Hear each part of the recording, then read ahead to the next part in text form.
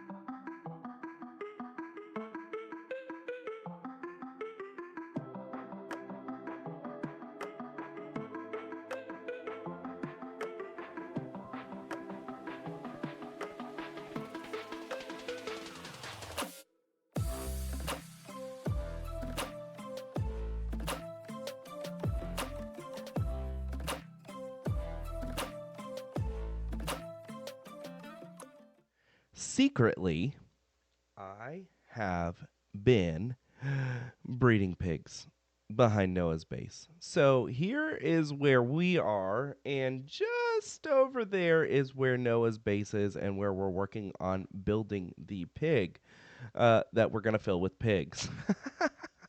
So I've been working on this for a little bit to try and breed up as many pigs as I can to stuff this in a little 2x2 block area so that when he opens up this pig or tries to knock down this pig, he is going to have an absolute explosion of pigs. It's going to be epic.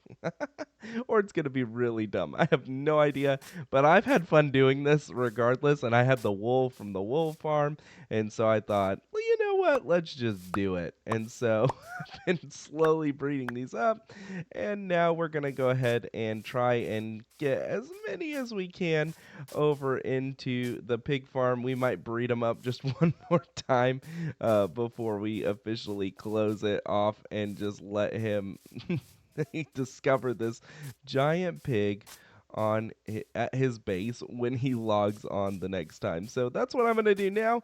I'm just going to bring all these pigs over as best as I can, and we will get them into the pig. So it'll be a pig made of wool full of pigs that I've been breeding up. Oh, this is such a dumb idea, but it's so fun. You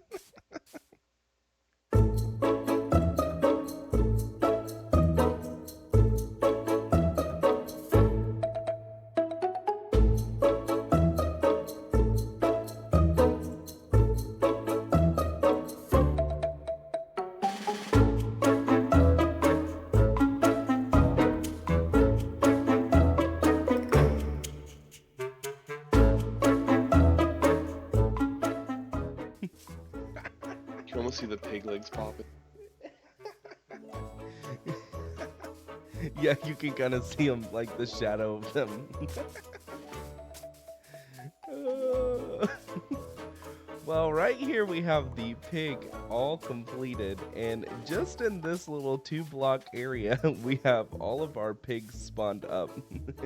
And so we're gonna put a little bit of a sign right here that says open here, and when he comes around, he's gonna see this, or when he logs on next, he's gonna see this giant pig underneath this mega base, and we are gonna have him open it up right here, and then hopefully, if it works the way it should, all of these pigs should explode out everywhere around his base. And I just think it's going to be funny. It's probably still a dumb idea, but to me it's hilarious. Well, we'll see what he thinks.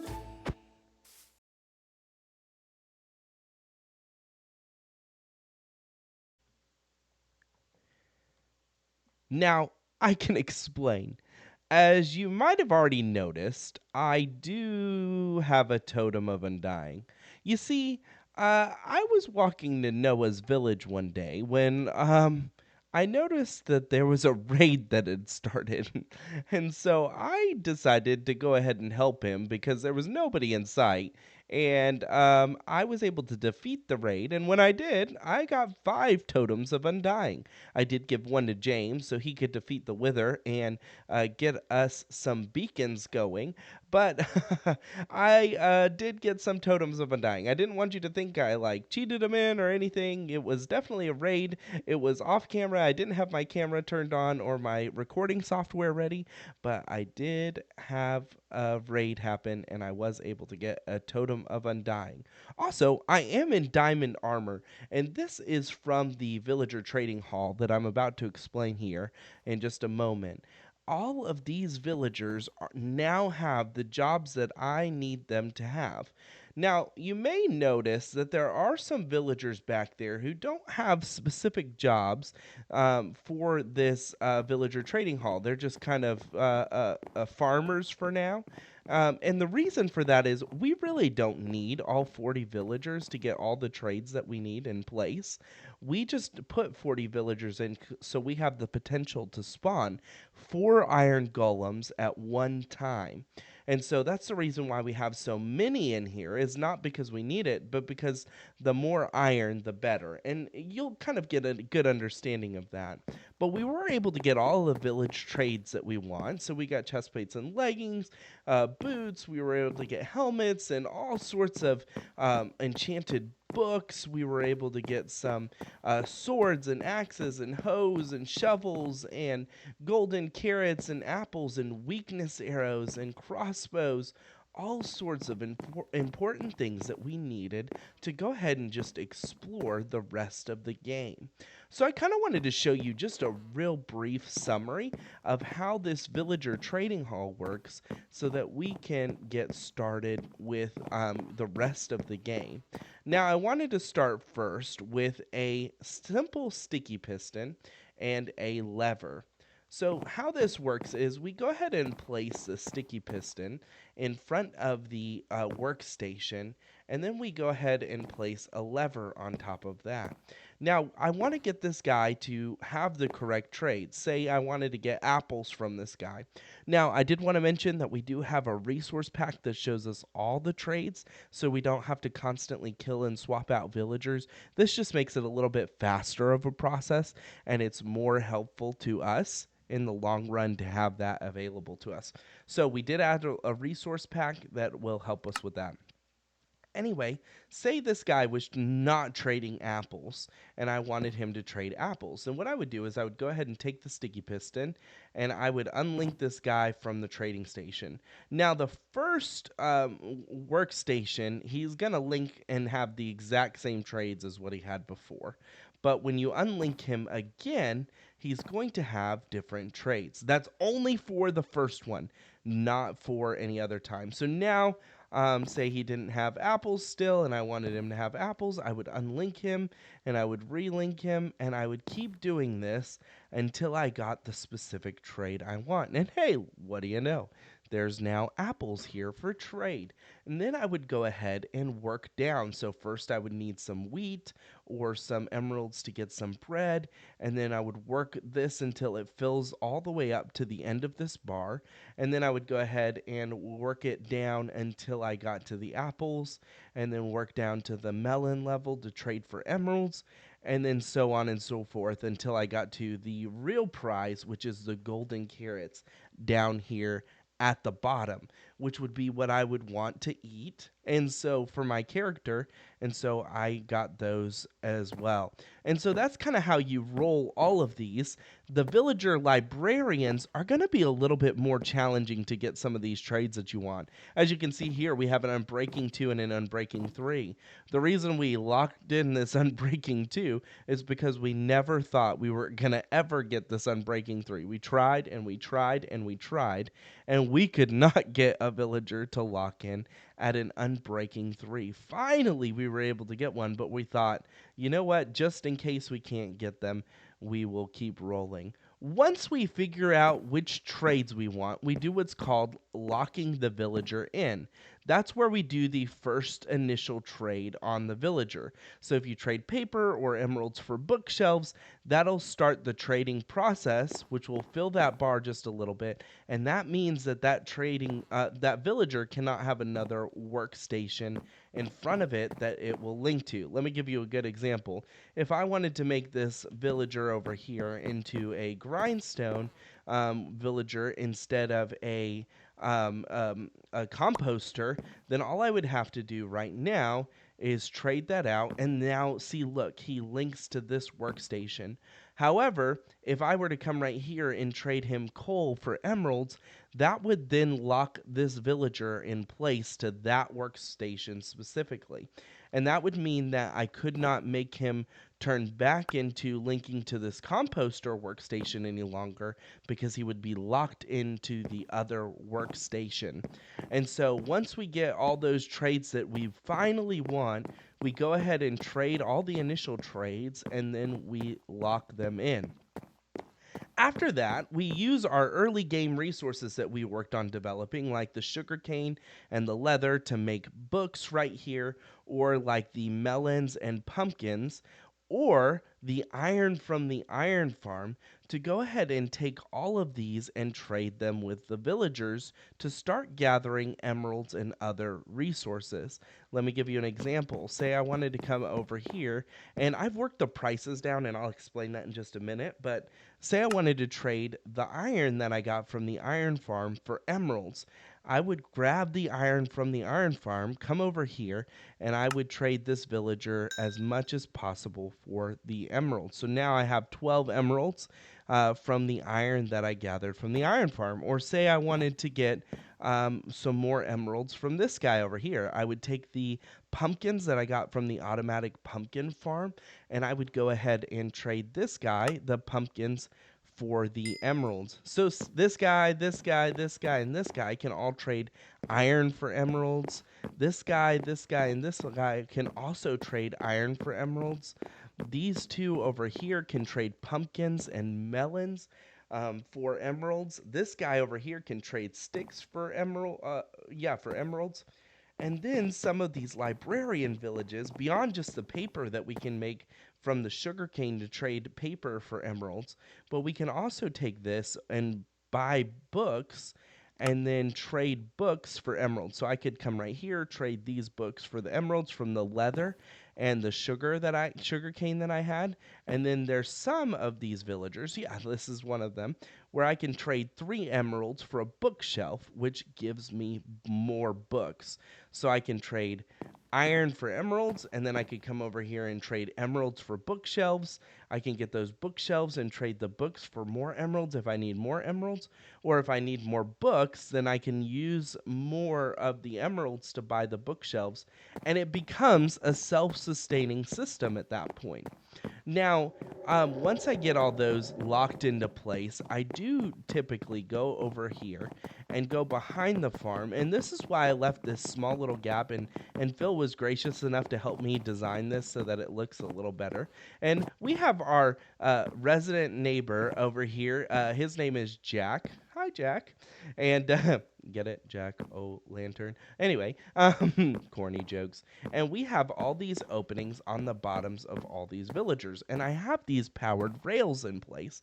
If I were to shut off this rail right here, and then typically I break this one and I shut this one off as well, just as an extra precaution to make sure he doesn't go further than what he needs to.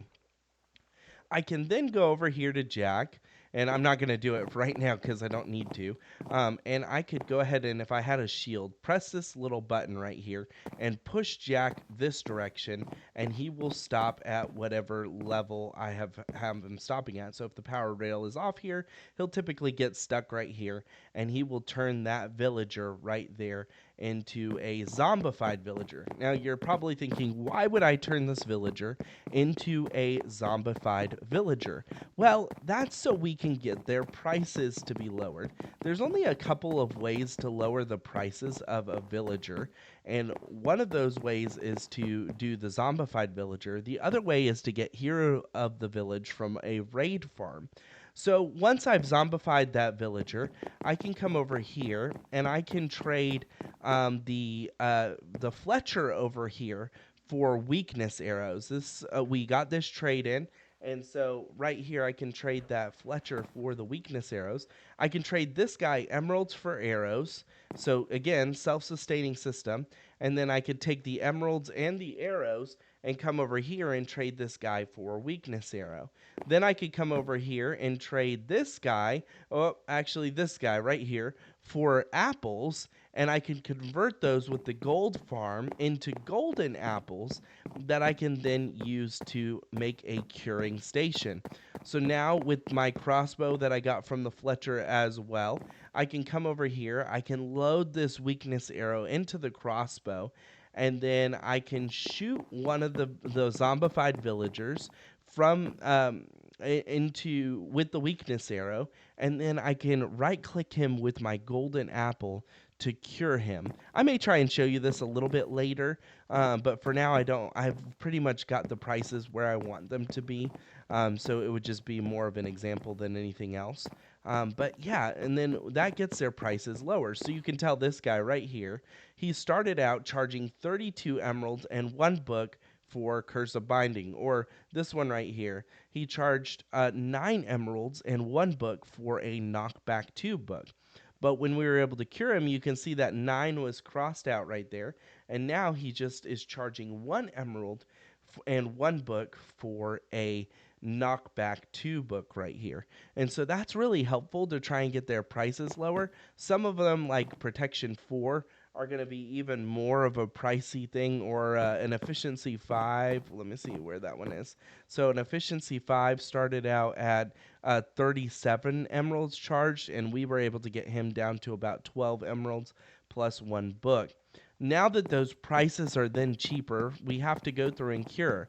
Now, some of them we can cure this guy and see he's 1 emerald for, or 1 iron for 1 emerald, but this guy we haven't cured. He's got the discount because we cured this guy over here, but he's not going to be as good of a discount unless we cure him too.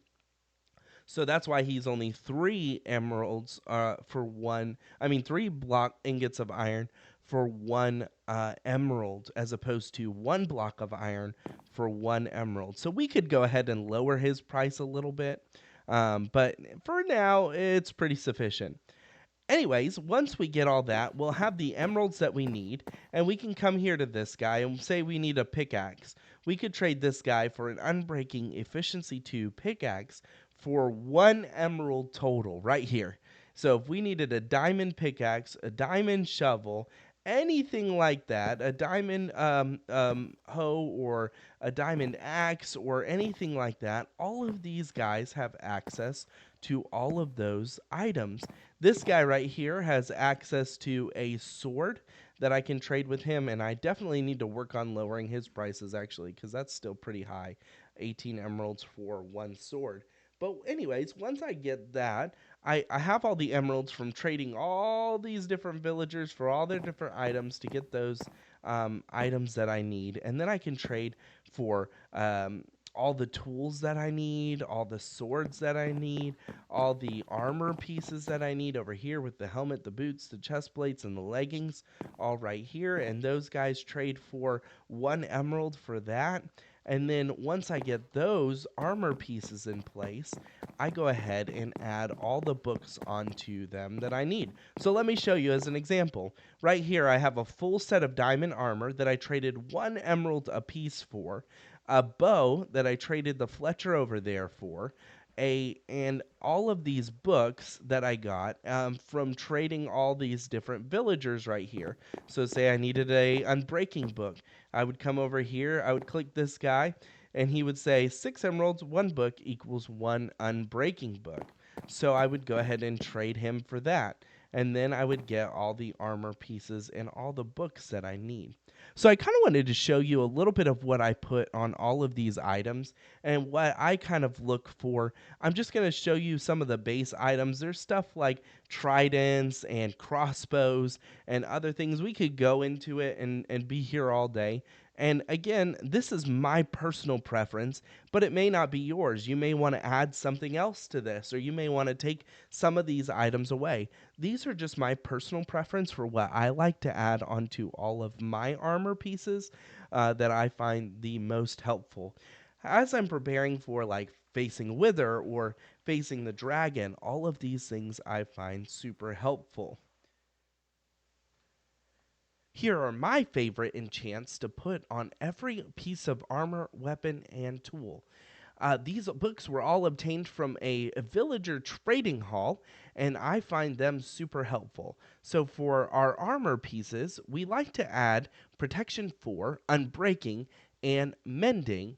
And then for the helmet, we like to go ahead and add aqua affinity and respiration.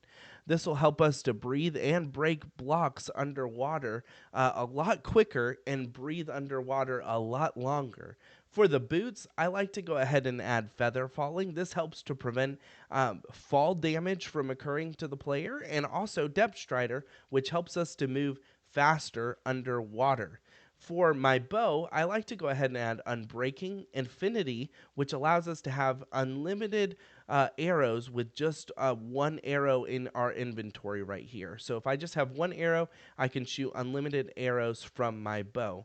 Punch, it's like a knockback. It pushes the enemy back. Flame sets them on fire, causing more damage. And power just causes additional damage to happen. For my sword, I like to go ahead and add unbreaking, mending, sharpness, fire aspect, looting 3, and knockback 2. This is not really an in-depth look at these. It's just kind of what I put on all of my pieces of armor and weapons. For my shield, I like to add unbreaking and mending. And for my tools, I like to add to all of them unbreaking, mending, and efficiency 5. That's what I go ahead and add. That's what all of these are, is unbreaking, mending, and efficiency 5. For the axe, the shovel, and the hoe, I could technically put silk touch, or I could put fortune on them. I kind of find that to be a little bit of a waste personally. I don't really utilize them very much. But for the pickaxes, I definitely think that you should add Silk Touch and Fortune to both pickaxes. So one could have Silk Touch and the other one could have Fortune, but they can't share those enchantments on the same pickaxe. These are what I've traded for, and we could go into a trident or other things that I could trade for within this trading hall, but these are kind of just the basics that I really try and go for every time I build a villager trading hall, and these are what I find most helpful. This is not supposed to be an in-depth thing, and some people may disagree and or think that they need to add thorns in, or blast protection, or fire protection, or projectile protection, or Bane of Arthropods onto the sword. I don't know why you would want to, but some people swear by it. This is what I find most useful for my enchants. And so this is all of the items that I put on all of my enchants. And this becomes now a self-sustaining ecosystem, where I could take the iron and trade it for the emeralds, and then I could take the melons and trade it for the emeralds, Once I get the emeralds, I can go buy books over with these guys. Now I have books and emeralds to buy enchanted books. I have emeralds over here, so I could buy a full set of diamond armor, a full set of tools over here. I can buy food, which will help me, so I buy golden carrots to help sustain me. And then now I have a full ecosystem all within this one trading hall that kind of opens up the game and allows me as a player to now go and explore the world without any fear. If I were to lose this diamond set of armor, it's really easy for me to come back and build a new set of diamond armor pretty quickly, and allows me to go back out there and start exploring again. It kind of eliminates some of the grind of having to mine for hours of diamonds. And now I can take those diamonds and I can go ahead and use them for some of the smithing templates and duplicate those, which we'll talk about in just a little bit. And I can use those templates for other things, the diamonds for other things other than building myself a full set of a full set of diamond tools and armor and all sorts of other things. And now I could just use that diamond for the smithing templates, and that makes it a lot more useful. So now, me as a player, I have a full set in my ender chest. I have a full set of tools right here. I have a full set of weapons. I have a full set of armor, and I have everything I need. Now, once I get all these books and everything, you can see I have them all in the chest, but they take a lot of experience. And that's where our gold farm comes into play. Our gold farm also doubles as an XP farm. And like I said, James was able to get a full set of beacons over here, and so that's super awesome to have. But the gold farm now turns into an XP farm, and now I can stand there, I can get all the XP I need, and I can go ahead and take all those books and apply the enchanted books to them. That's a really simple process. So if I were to try and take the unbreaking and the mending book, I can show you that real quick. So say I needed to go ahead and take this and make myself a new helmet. I can go ahead and take this and get the XP from just standing at the gold farm. And then I can come over here. I can take these two books, and I can take Protection and Unbreaking. I guess I grabbed those two books. And I want to see, okay, so if I were to put Unbreaking first and Protection second, it's going to cost me 4 experience points. The experience points are down there at the bottom. I have 16 experience points right now. So if I were to take the Unbreaking and put it in front of the Protection, it costs me 4 enchantment points. If I were to swap that out and put the Protection first and the Unbreaking second, then it only costs me 3 enchantment points. I can then take and craft that book. So now I have a Protection Unbreaking book.